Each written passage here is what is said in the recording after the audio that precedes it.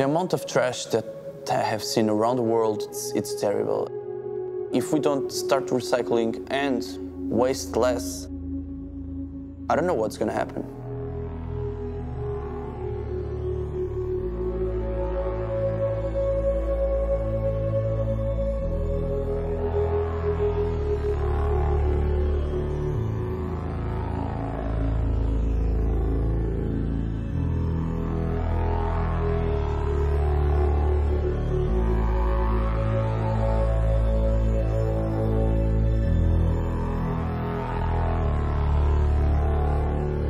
My name is Artur Bordalo, also known as Bordalo II. The piece that I'm creating here in Dublin, it is going to be one more of my big trash animals, the pieces that I have been doing around the world.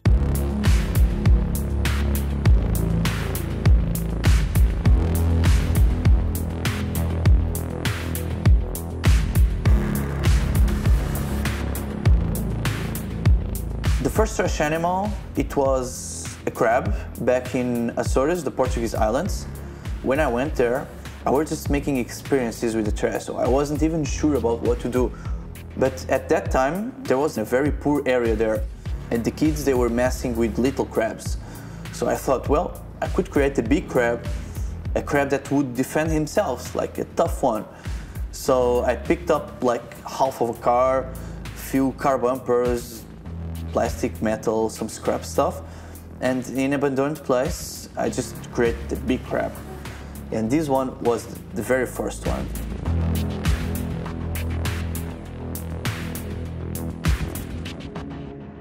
I started with illegal graffiti around 11 years old. It's something that you just do for a small group of people. It's like you paint something, and then the next day there is a guy with gray paint cleaning it out. It's not really art for me. It's a hobby, something fun. It's something that gives you the opportunity to be in the street. And in the streets, you learn a lot of different things. You get used to work fast, to work in different scales, to know the relation in the public space that you can have with the people.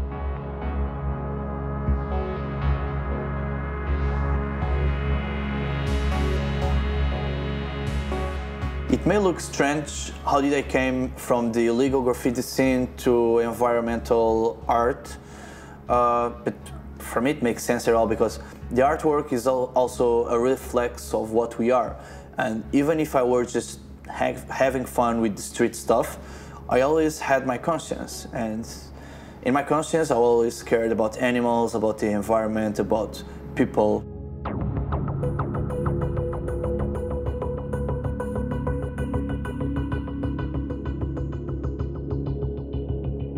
With time, I just changed step by step my motivations, and I started to care more about artwork, to create something with the message, and to use the public space as I used to use before, but to communicate with the people, to share ideas.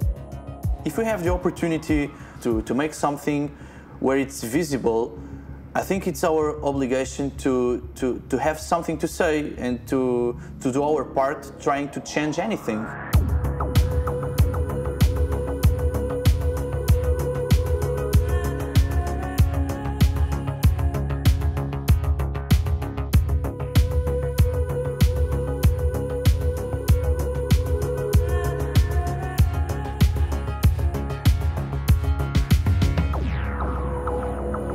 Bordalo I is my grandfather. He is a classic painter from Lisbon, and it was the way that I found to connect my name to his work because he was a very important influence for me as an artist and as a person. Artur Bordalo da Silva, meu nome. Por volta dos 4, 5 anos, achei que tinha capacidade para continuar a desenvolver as suas artes e, portanto, ajudei na minha medida. Porque a inteligência pode subdividir-se em muitos gestos e muitos atos na vida. E este é um deles, principalmente. O de se dedicar às artes, ser inteligente, e isso também me ajuda a continuar a viver com a idade que tenho.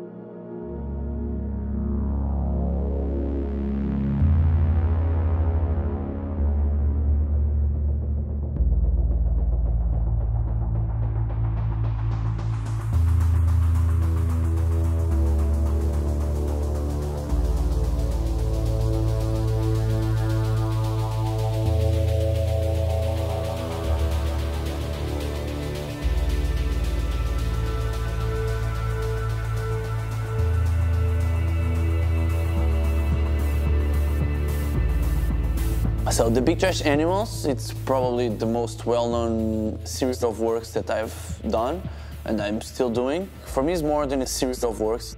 The trash here, it's really symbolic about the man's influence and destruction of the world and the nature.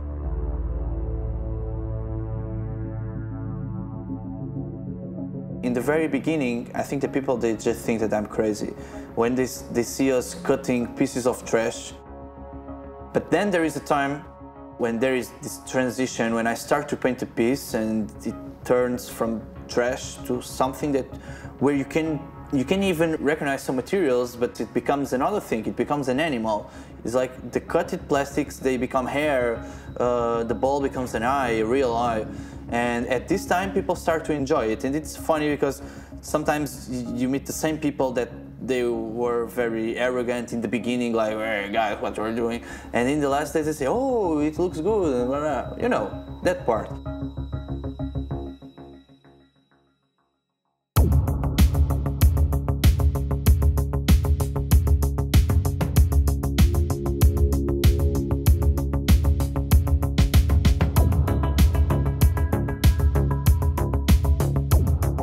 I know João a long time because we came from the same graffiti scene, so I really trust him to work because it makes sense that you have like a right arm that just works with you. When we are working together, we are always playing, making stupid jokes. We are always bullshitting, you know. But it's really funny because we are working very hard, and I think it's the best way to make the time just keep going.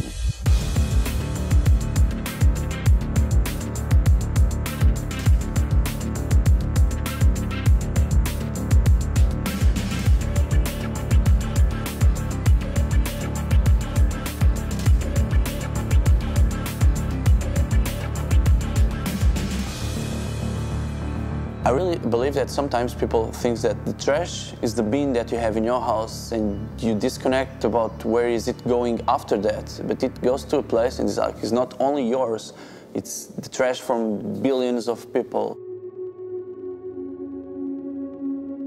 Every little kid should go to the wastelands with the school to know exactly what's happening, you know, to know that there is no throwaway, the trash is going somewhere.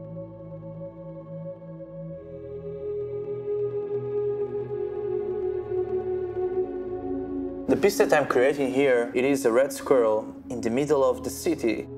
It's not about turning the trash into something beautiful. That's not the meaning. Maybe that's a part of the process so you can make the people stop and look. But then behind it is something really much more deep. It's really about creating images of the victims with what kills them.